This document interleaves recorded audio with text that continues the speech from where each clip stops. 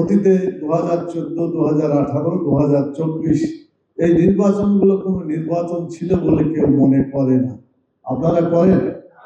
জাতি করে? কেউ করে? তো যে সরকার ফ্যাসিস্ট সরকার এগুলো করেছিল, এই ফ্যাসিস্ট সরকারকে যাতে 2024 সালের 5ই আগস্টে যেভাবে ছাত্র জনতা তারা তাদের বিরুদ্ধে আন্দোলন করে দেশ থেকে বিতাড়িত করেছে, সেই দলকে আবার বাংলাদেশে পুনর্বাসিত করা, এটা আন্দোলনের সাথে বিশ্বাসঘাতকতার সামিল বলে আমরা মনে করি।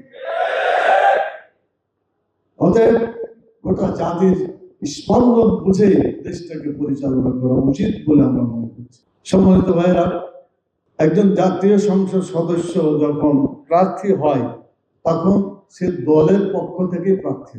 72 ঘন্টা ময়েশ্চার লক সমৃদ্ধ লিলি বডি ওয়াশ, শিয়া বাটারের গুডনেস স্কিন রিপেয়ার করে রাখে সফট ও গ্লোয়িং। নির্বাচনের আগে সে দলীয় প্রার্থী, কিন্তু নির্বাচিত হয়ে গেলে সে আর কোনো দলের প্রার্থী থাকে না।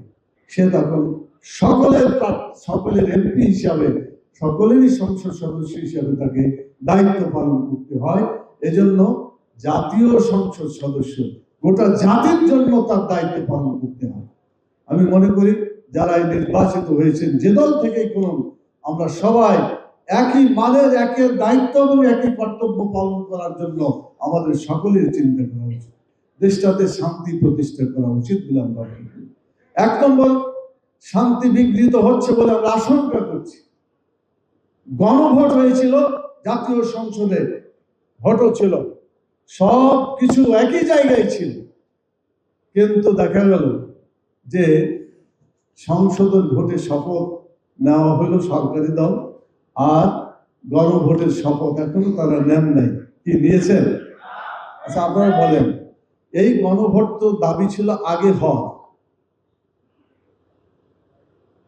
বর্তমান যে দল শপথ নেয়নি তারাই তো বললো একসাথে গণভোট হবে, কথা ঠিক না?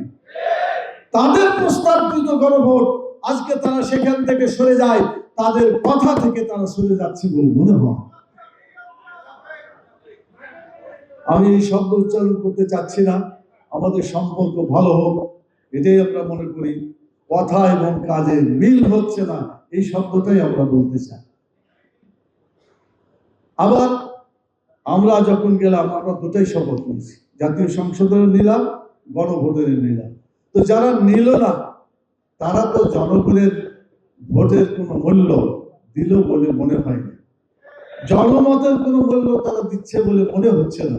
এটা যদি হয় তাহলে তো মনে হবে যে তারা গণবিরোধী সরকারের দিকে যাত্রা শুরু করেছে বলে মনে হচ্ছে।